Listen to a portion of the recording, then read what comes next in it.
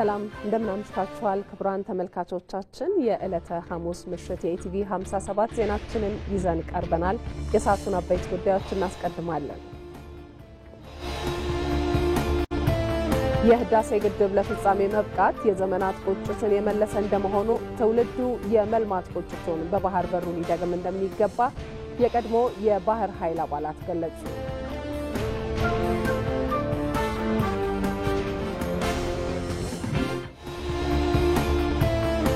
ከቴክኖሎጂ መስፋፋት ጋር ተያይዞ የሚደርሱ የሳይበር ጥቃቶችን ለመከላከል የጋራ ጥረት እንደሚያስፈልግ የኢንፎርሜሽን መረብ ደህንነት አስተዳደር ዋና ዳይሬክተር ትዕግስት ሐሚድ ተናገሩ። ከውጭ የሶሪያው ጊዜያዊ መሪ አህመድ አልሻራ ዛሬ በሞስኮ ከፕሬዝዳንት ቭላዲሚር ፑቲን ጋር ተገናኙ።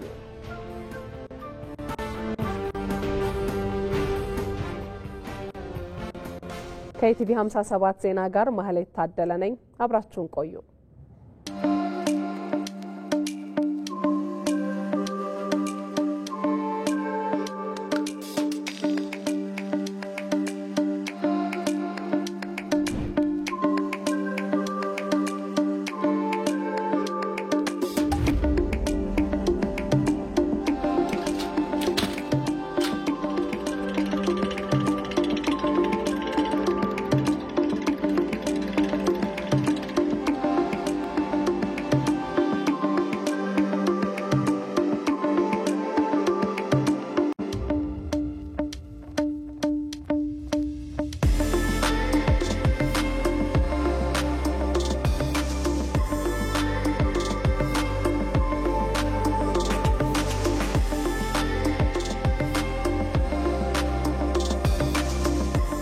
ትክክለኛው መልስ ከመፈለግ በፊት ትክክለኛውን ጥያቄ ማንሳት ይቀድማል።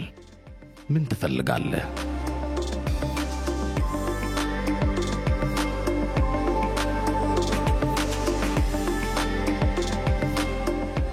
ካለንበት ችግርና ካለንበት የብልጽግና ደረጃ አንፃር በተለመደው መንገድ በመጓዝ የተለየ ውጤት ልናመጣ አንችልም። ይልቁንስ ሚዛን ጠብቀን በግልጽና በተለየ መንገድ መሄድ ይኖርብናል።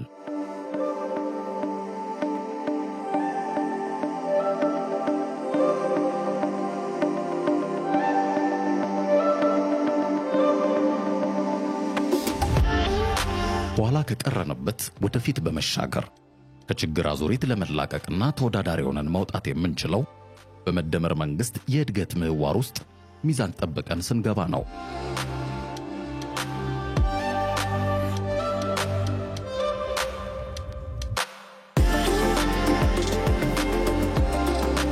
ህዝብን ያማከለ ወቅትን የዋጀ ሞዴል ተግባራዊ ለማድረግ መጓዝ ኢትዮጵያን የወደፊት ህይወታችን በመልካም ጎኑ እንዲቀርጹ ያስችላል።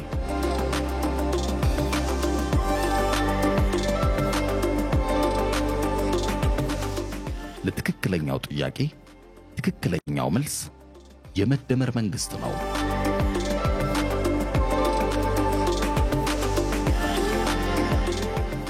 የበለጸገችና ገናና ኢትዮጵያን በጥቂት ዓመታት ውስጥ እውን የሚያደርግ መንገድ የኢትዮጵያ ፍኖተ ካርታ። ወደ ቀዳሚው ዜናችን እናልፋለን። የህዳሴ ግድብ ለፍጻሜ መብቃት የዘመናት ቁጭትን የመለሰ እንደመሆኑ አሁንም ትውልዱ የመልማት ቁጭቱን በባህር በሩ ሊደግመው እንደሚገባ የቀድሞ የባህር ኃይል አባላት ተናገሩ። ኢትዮጵያ እያነሳች ያለችው የባህር በር ጥያቄ ለማደግ ካላት ፍላጎት የመነጨና አብሮ በማደግ ላይ የተመሰረተ ስለመሆኑም ተናግረዋል። ብሩክታይት ተገኝ ዝርዝር አላት። የባህር መስመሮች ለጉዞ ለንግድና ለወታደራዊ ዘመቻዎች ወሳኝ ሆነው አሁን ድረስ ዘልቀዋል። ለኢትዮጵያም ይህ መስመር ለዘመናት የንግድ የባህልና የስልጣኔ ደም ስር ሆኖ ቆይቷል። ኢትዮጵያ ምርቶቿን ወደ ዓለም ገበያ የምታደርስበትና ለሀገሪቱ የወጪ ንግድ ወሳኝ የሆኑ መሰረተ ልማቶችን ማስተናገጃም ነበር። የባህር ኃይል የቀድሞ አባል ማስተር ቺፍ ዘሪሁን ወይሳም ኢትዮጵያ በነበራት የባህር በር ከፍተኛ የኢኮኖሚ እንቅስቃሴ ታደርግ እንደነበር ያስታውሳሉ። በዛን ወቅት እንቅስቃሴው በጣም ደስ የሚል እንደው ወደቦች በሙሉ ሞልተው እንደገና ተጠባባቂዎች ባህር ላይ መልህቅ ጥለው የሚቆሙበት ለማውረድም ሆነ ለመጫን የተራዎች የሚበዙበት ሁሉ ጊዜ ቢዚ የሆነ ወደብ ነበር በተለይ አሰብ በዛ በተጀመረው እንቅስቃሴ አሁን ያለው ቢታከለበት ጠንካራ ኢኮኖሚ የምትገነባ አገር እንደምትሆን ምንም ጥርጥር አልነበረውም በዛን ወቅት ኢትዮጵያ አሁን እያነሳች ያለችው የባህር በር ይገባኛል ጥያቄም ወደብን ከማግኘት የዘለለ ሁለንተናዊ የመልማት ፍላጎትን ያነገበ ነው ወደብን መጠቀምን ብቻ ሳይሆን የሴኩሪቲ የአገራችንን የኢትዮጵያን ሴኩሪቲ እንደምንጠብቅበትም ነው ንግድ መርከቡ በእርግጥ ለኢኮኖሚያችን ትልቁ ሚና ይጫወታል ግን ይሄኛው ደግሞ የሉዓላዊነት ጉዳይ ነው እንጂ ይሄ የንግድ መርከብ ብቻ መግቢያ መውጫ አይደለም አለበለዚያ የጦር መርከብ ከሌለን የንግድ መርከቦቻችንን እኮ ማንም ሊፈትሸው ነው የህዳሴ ግድብ ለፍጻሜ መብቃት የዘመናት ቁጭትን የመለሰ እንደመሆኑ አሁንም ትውልዱ የማደግ ቁጭቱን በባህር በሩ ሊደግም እንደሚገባ አንስተዋል በትምህርት ቤትም ስለ ባህር በሮቻችን ስለ መርከቦቻችን ስለ ባህር ኃይላችን የመሳሰሉት ነገሮች ይሰጡ ነበር ስለ ባህር አስፈላጊነትና ስለ ባህር በራችን ስለ አሰብ ስለ ምጽዋ የማያውቅ ሰው አልነበረም ስለዚህ በቀጣይም ቢሆን በየትምህርት ቤቱ በካሪኩለሙ እነዚህ ነገሮች መግባት አለባቸው ብዙዎቹ የባህር በር እንደነበረን ይሄንን የማያውቁ ብዙ ወጣቶችን አጋጥመውኛል ታላቁ ህዳሴ ግድብ ኢትዮጵያ በራሷ አቅም ሰርታ መጨረስ እንደምትችል ዓለም አቀፉን ማህበረሰብ ያሳመነችበት ነው አሁን ደግሞ ኢትዮጵያ የምታነሳውን የባህር በር ጥያቄና የመልማት ፍላጎትን ለመጠምዘዝ የሚሞክሩ አካላትን መክታትም ያስፈልጋል ብዙዎች የዓለም አቀፍ መድረኮች ላይ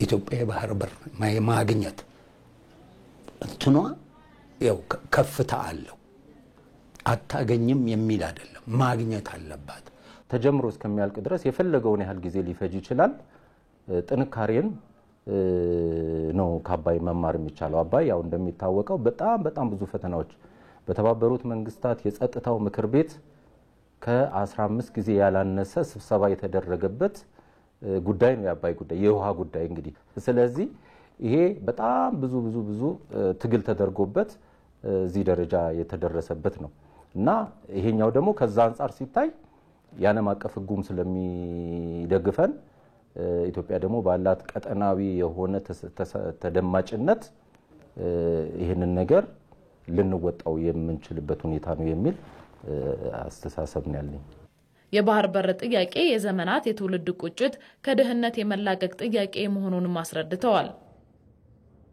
የኢትዮጵያ ታሪካዊ ጠላቶችን አካሄድ በመረዳት በአንድነት መቆም እንደሚገባ ምሁራን አሳሰቡ ምሁራኑ እንዲህ ባለው የማንሰራራት ጊዜ የኢትዮጵያ ጠላቶች ሀገሪቱን የማዳከም አካሄድ ላይ ይበረታሉም ብለዋል ሀብታሙ ተክለስላሴ ያነጋግሯቸው ተከታዩን ዘገባ አሰናድቷል የተፈጥሮ ሀብቷን መጠቀም በራስ የመቆም የመጽናት ጉዞዋን መጀመር አያስደስታቸውም የኢትዮጵያ ታሪካዊ ጠላቶች ወደ ቀደመ ገናናነትና ኃያልነት የመመለሷ ነገር አይቀሬ መሆኑ ደግሞ ግልጽ ምክንያት ነው ኢትዮጵያ በቀጣናው ትልቅ የተፈጥሮ ሀብት አላት የመልማት አቅም አላት ኢትዮጵያ ይሄን የተፈጥሮ ሀብቷን ህዝቧን አንቀሳቅሳ የተፈጥሮ ሀብቷን ማልማት ከቻለች ብዙ ተአምር መስራት ትችላለች የአካባቢው ኃያል መሆን ትጀምራለች ማለት ነው ያ ደግሞ ዛሬ እነሱ የሚፈሩት በነገራችን ላይ እነሱ የሚፈሩት ዛሬ እቺኛውን የህዳሴን ግድብ አይደለም የሚፈሩት ተጨማሪ ሌሎች ትላልቅ ፕሮጀክቶች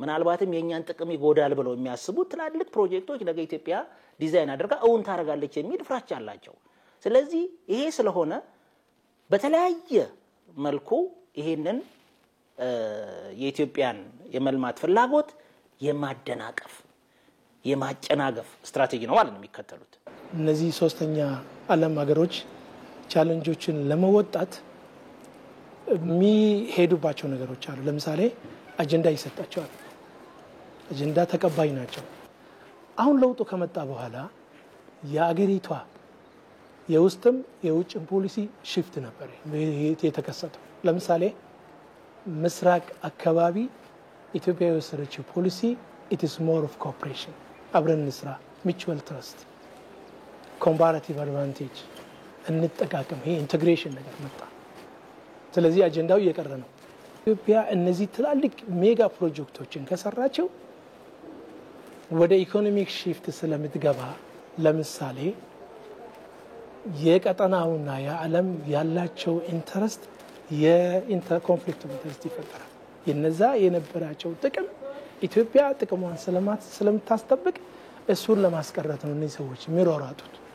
ታላቁ የኢትዮጵያ ህዳሴ ግድብ መጠናቀቅ ይፋ የተደረጉ ሌሎች ግዙፍ ፕሮጀክቶች አይቀሬውን ብልጽግና ቀድመው ይናገራሉ። ኢትዮጵያን ማዳከም የማይተኙለት ዓላማ የዘወትር ትልምና ጽኑ ፍላጎታቸው ነው። ለዚህ ደግሞ ፖለቲካዊ መቃቃርን፣ የእርስ በርስ ግጭት መጠንሰስን ጨምሮ በርካታ መንገዶችን ይጠቀማሉ።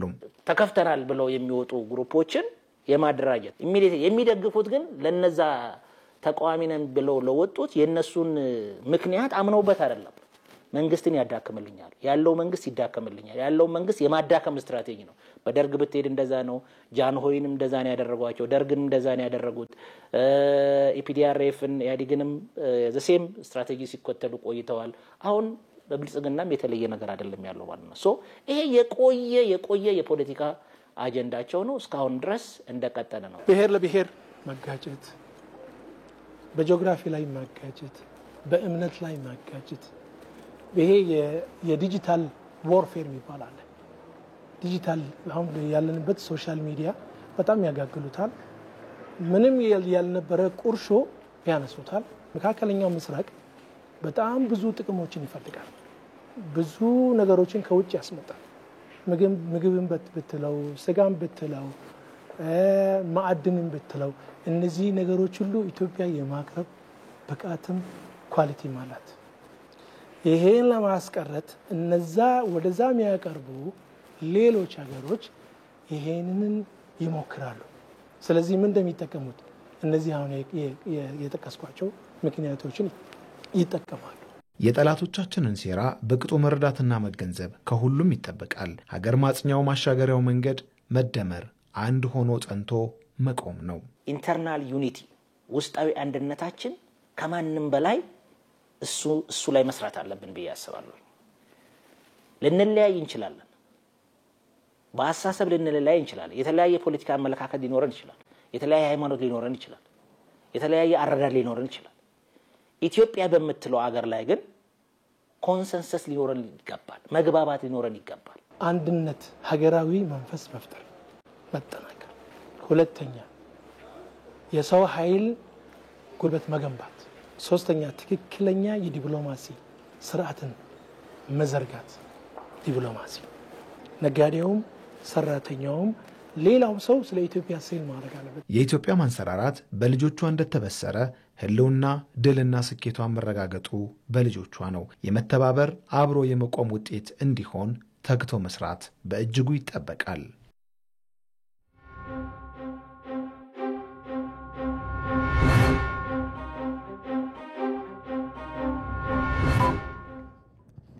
ከቴክኖሎጂ መስፋፋት ጋር ተያይዞ የሚደርሱ የሳይበር ጥቃቶችን ለመከላከል የሁሉም የጋራ ጥረት እንደሚያስፈልግ የኢንፎርሜሽን መረብ ደህንነት አስተዳደር ዋና ዳይሬክተር ትዕግስት ሐሚድ ተናገሩ።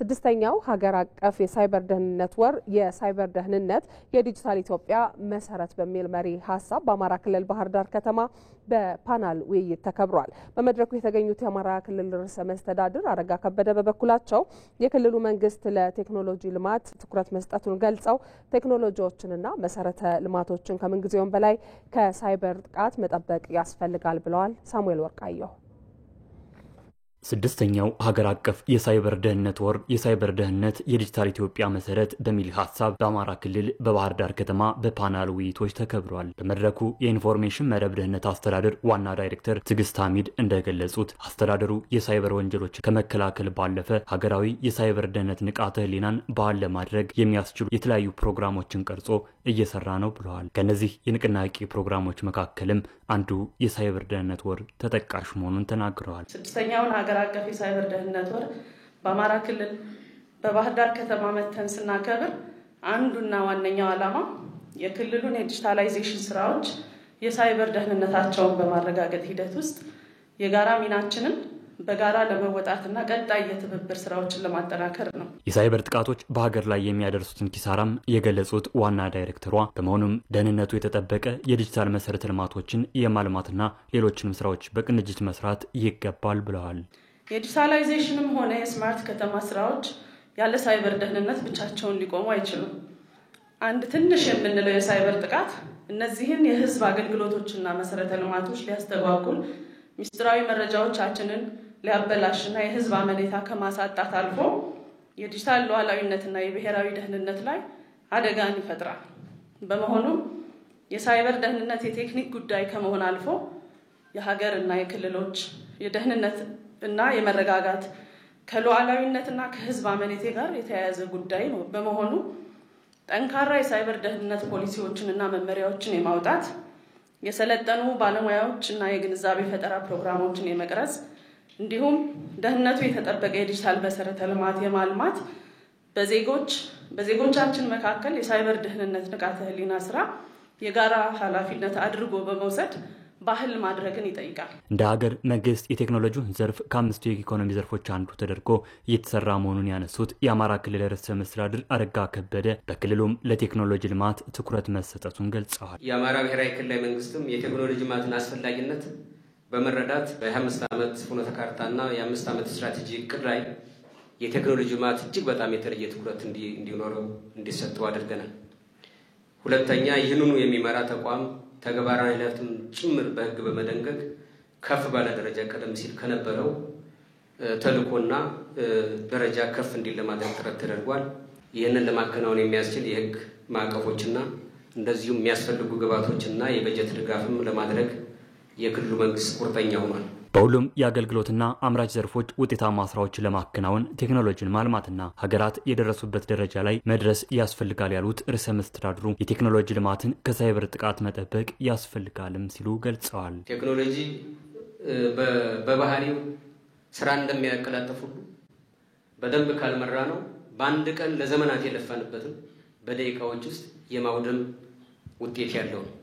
ለዚህ ደግሞ ዋነኛ የደህንነት ቁልፋችን የኢትዮጵያ መረብ ደህንነት አስተዳደር ስለሆነ እንደዚህ አይነት ስራዎችንም በደንብ ማስተዋወቅና የዚሁ ተጠቃሚ መሆንም ያስፈልጋል ማለት ነው። በክልሎችና ከተማ አስተዳደሮች የሳይበር ጥቃትን ለመከላከል አስተዳደሩ በቅንጅት እንደሚሰራም ዋና ዳይሬክተሯ ተናግረዋል። የኢንፎርሜሽን መረብ ደህንነት አስተዳደር ክልሎችና ከተማ አስተዳደሮች የሳይበር ደህንነትን ለማረጋገጥ የሚያስፈልገውን ማንኛውም ድጋፍና እገዛ እንደሚያደርግ በቀጣይም በጋራ ለመስራት ዝግጁ መሆኑን በድጋሚ ለመግለጽም እወዳለሁ። በባህር ዳር ከተማ በተካሄደው የፓናል ውይይትም በስማርት ሲቲ ትግበራና የሳይበር ደህንነት ዙሪያ ውይይት ተካሂዷል።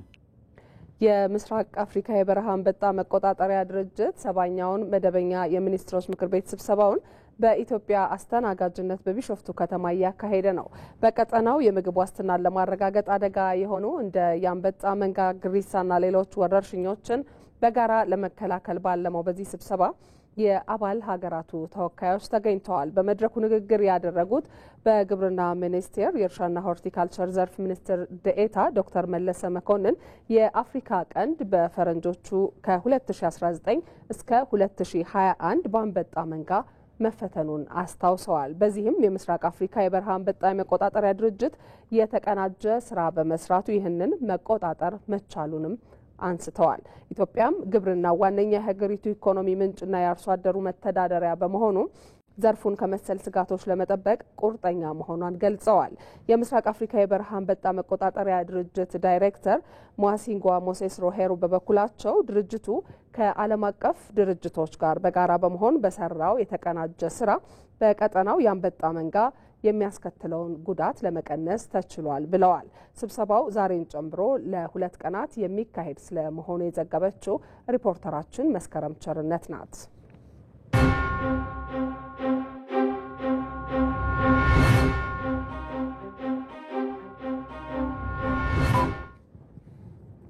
በመስኖ ልማት ምርትና ምርታማነትን ሊያሳድጉ የሚችሉ የውሃ መሳቢያ ሞተር ፓምፕ ድጋፎችን እያገኙ መሆናቸውን በምስራቅ ጎጃም ዞን እነማይ ወረዳ የመስኖ ልማት ተጠቃሚ አርሶ አደሮች ተናገሩ። በወረዳው በተያያዘው የምርት ዘመን ከ1900 በላይ ሄክታር መሬት የተለያዩ ሰብሎችን በመስኖ ለማልማት ታቅዶ ዝግጅት ስለመደረጉም ተገልጿል። ሳሙኤል ወርቃየው ዝርዝር አለው። ኢትዮጵያ የክረምት ዝናብን በመጠቀም ሰብልን በዓመት አንድ ጊዜ ከማምረት ባለፈ አርሶ አደሮች በየአካባቢው የሚገኙ የውሃ ሀብትን በመጠቀም ሰብልን በበጋም ጭምር እንዲያመርቱ ልዩ ትኩረት ተሰጥቷል። በምስራቅ ጎጃም ዞን የእነማይ ወረዳ አርሶ አደሮችም የውሃ መሳቢያ ሞተር ፓምፕ ጭምር እየተከራዩ በአካባቢያቸው ሰብልን በበጋ የማምረት ልምድ እንዳላቸው ያነሳሉ። ተጠቃሚነታቸውንም ገልጸዋል። ሞተር እየተከራየን አቅም የሌለን ሽምብራ፣ ሽንኩርት ምናምን በጣም እየተጠቀምኩ ነው ያለው። ተቀደሙ ተዘልማዱ አስተራረስ በመስኖ ያለ ሰላም ያመጣው ጥሎት የተለየ ገቢ በማግኘት ያው ከተማ ቤት እንዲሰራውኛለሁ ከአንድ በሬ ወደ ሁለት በሬ ከሁለት በሬም ወደ ትርፍ ሀብት ተሸጋግራለሁ። በወረዳው ያለውን ጸጋ በመጠቀም ሰብልን በመስኖ የሚያለሙ አርሶ አደሮችን የማበረታታትና የመደገፍ ስራዎችም እየተሰሩ መሆኑ የተገለጸ ሲሆን በዚህም ለመስኖ ተጠቃሚ አርሶ አደሮች ከ2.1 ሚሊዮን ብር በላይ ወጪ የተደረገበት የውሃ መሳቢያ ሞተር ፓምፕ ድጋፍ ተሰጥቷቸዋል። በምግብ ስርዓት ማጠናከሪያ ፕሮግራም ድጋፍ አማካኝነት የመጣ የውሃ መሳቢያ ፓምፕ ነው። ይሄ በአጠቃላይ ይሄ ሲገመት ከ2.1 ሚሊዮን ብር በላይ የሚገመት 19 የሚደርሱ ሞተር ፓምፖችን ከዚህ ውስጥ እንግዲህ ወጣቶች በማህበር ተደራጅተው በቡድን ተደራጅተው የሚሰሩ ወጣቶችን ጭምር ታሳቢ ያደረገ ስርጭት የሰራንበት ሁኔታ ነው ያለ። ከዚህ ውስጥ ደግሞ የሴቶችን ተሳትፎም ጭምር አብሮ ሊያበረታታ የሚችል ሴቶች የመስራት አቅማቸውንም ጭምር ለማሳደግ በሚል ጭምር ሴቶችን ጭምር ያሳተፍንበት ሁኔታ እንዳለ እንዲወሰድ የውሃ መሳቢያ ሞተር ፓምፕ ድጋፍ ከተደረገላቸው አርሶ አደሮች መካከልም ፓምፕ እየተከራዩ ሲያለሙ የነበሩ እነዚህ አርሶ አደሮችም ተጠቃሚ ሆነዋል። ይህም ሰብልን በመስኖ በማልማት ምርትና ምርታማነታቸውን የሚያሳድግ ስለመሆኑም ተናግረዋል። አሁን ግን በቃ ለመግዛት ዝግጅት ሆኜ ተቀምጬ ነበር።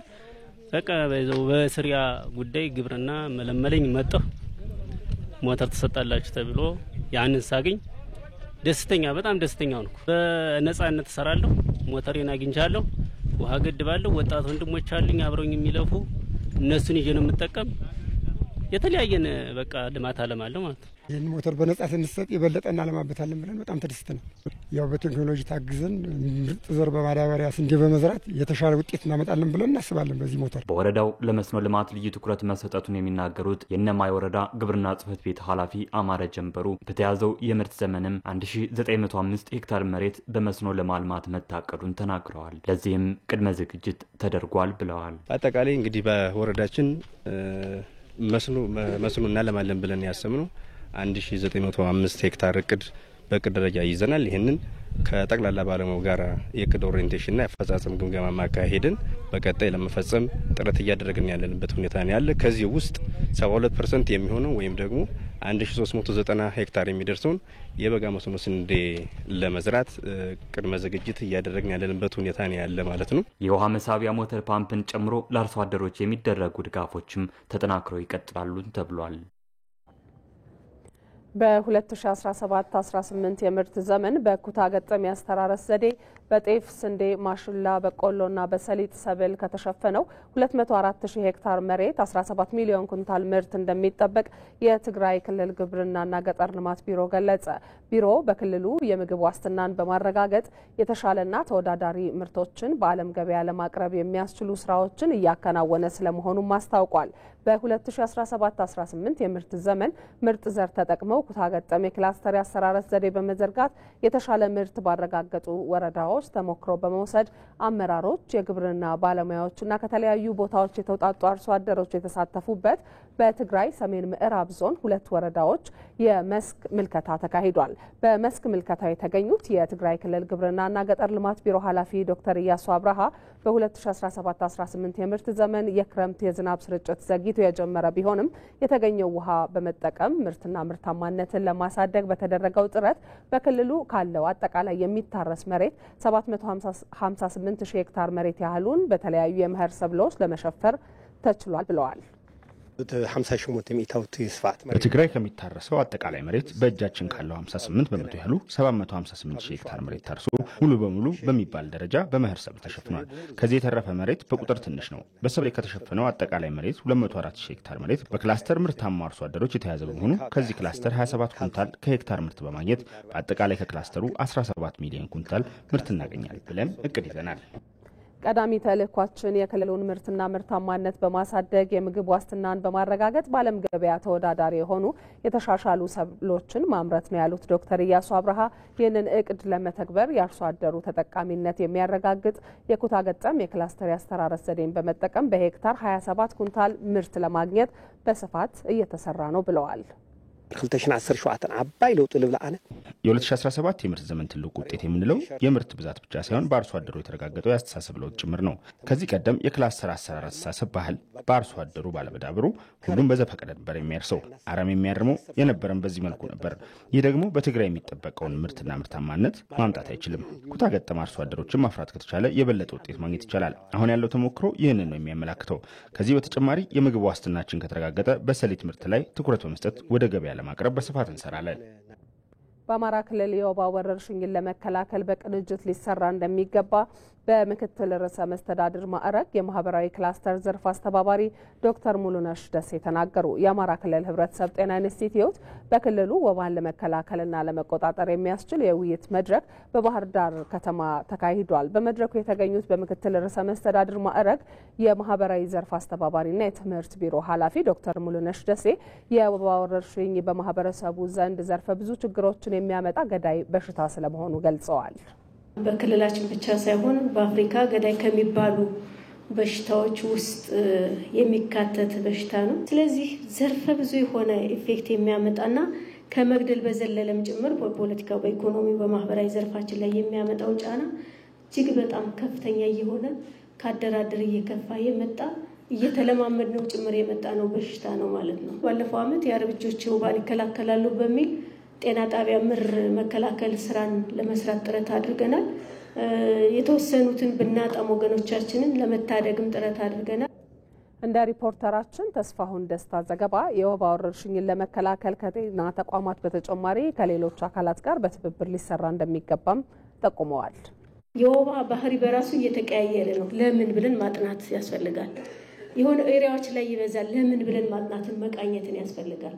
ተረዳርቱ ወደ ዘላቂ መፍትሄው ጭምር መምጣት ሁሌ ወረርሽኝ በተከሰተ ቁጥር እየወጣን መጫወጫው ሳይሆን ቀድመን የምንከላከልበትን ዘዴም ጭምር ማመቻቸት እንዳለብን ያጋጠሙን ችግሮች በደንብ ዲል ማድረግና መፍትሄ ማስቀመጥ መቻል አለብን ብለን እናስባለን። መንግስታዊ ያልሆኑ ተቋማት እዚህ ላይ ይኖራሉ ብዬ አስባለሁ። በብዙ መልኩ የሚያግዙን ተቋማት አሉ። ትክክል ነው። ወዲያው ኢሚዲየት የሆነ መልስ የሚያስፈልጉን ላይ ደራሾቻችን ናቸው። ያግዙናል። በቴክኒክ፣ በገንዘብ፣ በሀሳብ የሚደግፉን መንግስታዊ ያልሆኑ ተቋማት አሉ። የበለጠ ደግሞ ተባብረን ይህንንም ችግር እንድንፈታ አደራ ማለት ፈልጋለሁ። የሚዲያ ተቋሞቻችን ከዚህ ካሁን በፊት ከምትሰሩት የበለጠ እንድትሰሩና ህዝባችንን እንድታግዙን አደራ ማለት ፈልጋለሁ። ከዓመታት በፊት በጫካ ተጥሎ የተገኘ ጨቅላ ህፃንን በማንሳት የጀመረው የበጎ ተግባር ስራ ዛሬ ላይ አድጎ ከ200 በላይ አሳዳጊና ደጋፊ ለሌላቸው ህፃናት አባት አድርጎታል። የዛሬው ባለታሪካችን የሆለታ ነዋሪ ወጣት እንዳለው ጌታ ሳህሉ ይባላል። አሁን ላይ ይህን የበጎ አድራጎት ተግባሩን መከወን የሚችልበት የህፃናት መንደር አቋቁሞ የበርካቶችን ጭንቀት ለማቅለል ችሏል። ሰናይት ሰይፉ ከወጣቱ ጋር ቆይታ አድርጋለች። እንከታተለው። ተመልካቾቻችን አሁን የምገኘው በሆለታ ከተማ እንዳለው ጌታ የህፃናት መንደር ነው። በዚህ ስፍራ እድሜያቸው ከ18 ዓመት በታች የሆኑ ህፃናትና ታዳጊዎች የተለያየ ድጋፍ ይደረግላቸዋል። እኔም እንግዲህ በዚህ በጎ ስራ ላይ ከተሰማራ ወጣት ጋር ቆይታ አደርጋለሁ። ሰላም፣ እንዴት ነህ? ደህና ነህ? እንደምን አለ? እስቲ በቅድሚያ ራስህን አስተዋውቀን። እንዳለው ጌታ እባላለሁ። የእንዳለው ጌታ ህፃናት መንደር መስራች። ይሄ እንግዲህ ለልጆቻችን ማደሪያ ቦታ ነው። ከ40 በላይ ልጆች እዚህ ቦታ ላይ ያድራሉ እና እሷ ሰኔ ትባላለች። ለዚህ ድርጅት መመስረት ባለውለታ የሆነ ልጅ ነው። እንዴት ነበረ አነሳሱ? በጣም በሚያሳዝን ሁኔታ ነው። የአንድ ቀን ልጅ ነው ያነሳ ነው። ቦታው ሱባ የሚባል ጫካ አካባቢ ነው። ተጥሏል። አንድ ልጅ ተጥሏል ጫካ ውስጥ።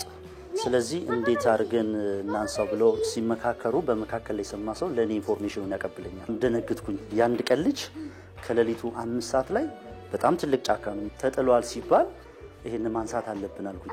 ከዛ ወደ ቤቴ ይዤ መጣሁ። ባለቤቴ አራስ ነበረች። ከዛ ስነግራት እጅግ በጣም ነው የደነገጠችው። እሷ አራስ ስለነበረች አንደኛውን ጡት ለሱ አንደኛውን ጡት ደግሞ ለራሷ ይሰጠች በዛ የተጀመረ ፕሮጀክት ነው። በርካታ ልጆች እንግዲህ እዚህ ጋር ይታዩኛል። እስቲ እንዴት ነው አመጣጣቸው? ግማሹ ቤተሰብ ያለው አለ፣ ቤተሰብ የሌለው አለ። የሁሉም ታሪክ ያንዳንዱ የራሳቸው ታሪክ አላቸው። ጎዳና ላይ ከ3 አመት ከ4 አመት ከዛ በላይ የቆዩ አሉ። ይሄን ስራ በመና ከጀመርኩ በኋላ ቀስ እያልኩ የተጣሉ ልጆችን ለማንሳት የጀመርኩት እዚህ ከተማ ላይ በዚህ ከወረዳም ላይ ልጆች ሲጣሉ አነሳለሁ። ጋምቤላ ሴቶችና ህጻናት ቢሮ ጋር በመሆን ጋምቤላ ሪፊጂ ካምፕ ውስጥ ከሚገኙ የደቡብ ሱዳን፣ የሱዳን፣ የኡጋንዳ ተወሰኑ ልጆችን አሁን ለጊዜው 7 ወስጃለሁ ከሀገር ውጭ። ያው እዚህ ማደር ብቻ ነው። ሌላ ምግብም እዚሁ ነው የሚዘጋጅላቸው። ከአዲስ አበባ ሴቶችና ህጻናት ቢሮ፣ ከኦሮሚያ ሴቶችና ህጻናት ቢሮ፣ ከወለታ ሴቶችና ህጻናት ቢሮ ጋር በመሆን ጎዳና ላይ አንስተን ያቀላቀልናቸው ቤተሰብ ያላቸውን ያቀላቀልናቸዋል። ተመልካቾቻችን እንግዲህ እንደተመለከታችሁት እንዳለው ጌታ የህፃናት መንደር ውስጥ በዚህ ስፍራ እንግዲህ ወደ 40 የሚሆኑ ህፃናትና ታዳጊዎች የመኝታና የምግብ አቅርቦት ያገኛሉ። አሁን እንግዲህ እንደምንመለከተው ልጆቹ የሚማሩበት ትምህርት ቤት ነው አይደል? ምን ያህል ልጆች በዚህ ስፍራ ይማራሉ? አጠቃላይ እዚህ 150 ህጻናቶች ናቸው የሚማሩት። በሁለታ የመጀመሪያው የሆነ የመስማት ህጻናቶች ትምህርት ቤት ነው። ኦቲስቲኮችም ተወሰናሉ። እነዚህ ልጆችን ሰብስበን እዚሁ ጥዋት ጀምሮ እዚህ ይመጣሉ፣ ይመገባሉ፣ ይማራሉ። አሁን የምንገኘው ድርጅታችን ውስጥ ለሚገኙ ህጻናቶች እንዲሁም ደግሞ በተወሰነ መልኩ ትኩረታችን ሴቶችና ህጻናት ነው። በዋናነት ለአካል ጉዳተኞች ቅድሚያ እንሰጣለን። ለአካባቢው ማህበረሰብ በነፃ አገልግሎት የሚሰጥ የህክምና ማዕከል ነው። እውነት ለመናገር እንዳለው ጌታ ህጻናት መንደር በከተማችን ጉልህ ሚና እየተጫወተ ያለ ድርጅት ነው።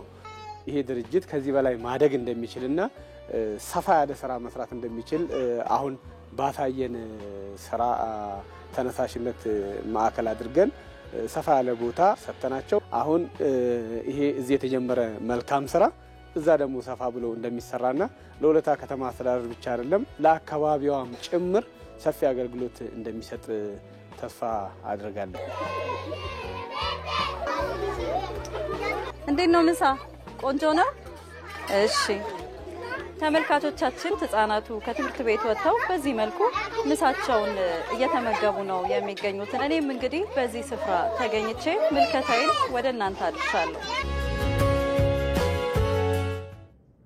ተመልካቾች የቲቪ 57 ዜናችንን እየተከታተላችሁ ትገኛላችሁ። አሁን ደግሞ በቀጣይ ቀናት በተለያዩ የኢትዮጵያ ከተሞች የሚኖረውን የአየር ሁኔታ ዘገባ እንከታተላለን። ለዚህ ደግሞ ሳምራዊት አበበ ተዘጋጅታ እየጠበቀችን ነው። እንደምን አመሸሽ ሳምራዊት? እንዴት አመሸሽ ማለት? ደህና ነኝ። መቀጠል ትችያለሽ። እሺ፣ አመሰግናለሁ። እንግዲህ በዛሬው ውሎ በጋ ሁለተኛ የዝናብ ወቅታቸው በሆኑት በደቡብና ደቡብ ምስራቅ እንዲሁም በምዕራብና በምስራቅ የሀገራችን አካባቢዎች ላይ የተስፋፋ የደመና ሽፋንና ክምችት ነበራቸው። ከዚሁም ጋር ተያይዞ በአዲስ አበባ፣ አርባ ምንጭ፣ ነገሌ፣ ጎንደር፣ ደብረ ማርቆስ፣ ጎዴና ጎሬ ዝናብ ተመዝግቦባቸዋል።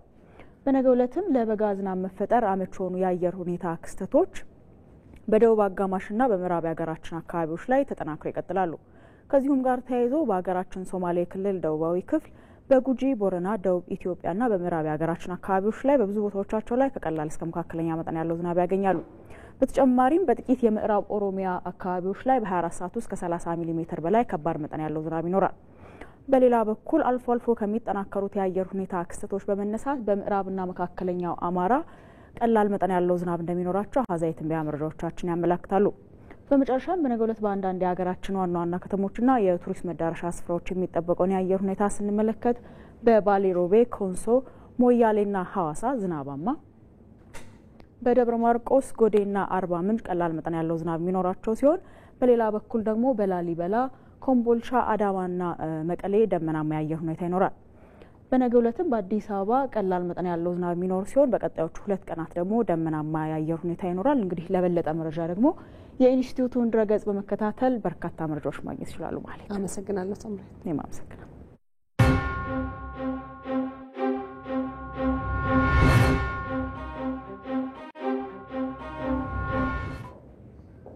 በዝርዝር ወደምንመለከተው የውጭ ዘገባችን እናልፋለን።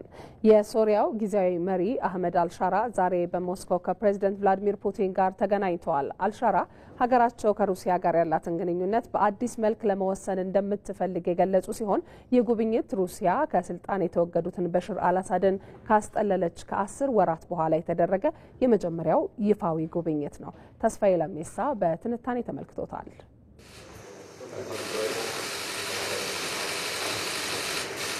በሞስኮ ክሬምሊን የተደረገው ውይይት ከሶሪያ የ13 ዓመት የእርስ በርስ ጦርነት በኋላ በሁለቱ ሀገራት መካከል የሚኖረውን የወደፊት ግንኙነት አቅጣጫ የሚጠቁም ወሳኝ ክስተት ነው። ፕሬዝዳንት አህመድ አልሻራ ከስልጣን የተወገዱት የበሽር አልአሳድ ቁልፍ ወዳጅ ከነበረችው ሞስኮ ጋር ያለውን ግንኙነት በአዲስ ምዕራፍ ለመቀጠል ፍላጎት እንዳላቸው በግልጽ ተናግረዋል። በንግግራቸውም የአዲሲቷ ሶሪያ ሉዓላዊነትና የግዛት አንድነት ማስጠበቅ ቀዳሚው ዓላማ መሆኑን አስምረውበታል። ከዚህ ጎን ለጎንም የቆዩ ስምምነቶች እንደሚከበሩም ማረጋገጫ ሰጥተዋል። የእነዚህን ግንኙነቶች ይዘት በአዲስ መልክ ለማደስና ለመወሰን እየሞከርን ነው። ይህም የሚደረገው የሶሪያን ነጻነት፣ ሉዓላዊ ሶሪያን እንዲሁም የግዛት አንድነቷን፣ ደህንነቷንና መረጋጋቷን ለማረጋገጥ ነው። ከሩሲያ ጋር የሚያስተሳስሩን የጋራ ጥቅሞችና የሁለትዮሽ ግንኙነቶች አሉን። ከእርሷ ጋር የተደረጉ ስምምነቶች በሙሉ እናከብራለን።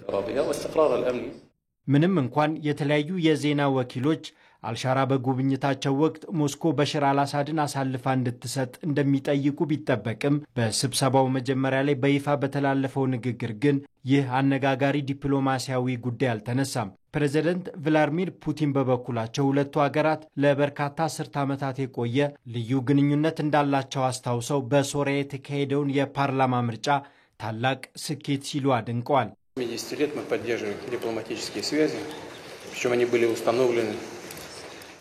ይህ ለእናንተ ትልቅ ስኬት ነው ብዬ አምናለሁ። ምክንያቱም የማህበረሰብን መተሳሰር ያስከትላል። ሶሪያ በአሁኑ ወቅት በአስቸጋሪ ጊዜያት ውስጥ ብታልፍም ይህ ሂደት በሶሪያ ውስጥ ባሉ ሁሉም የፖለቲካ ኃይሎች መካከል ያለውን ትስስርና ትብብር ያጠናክራል።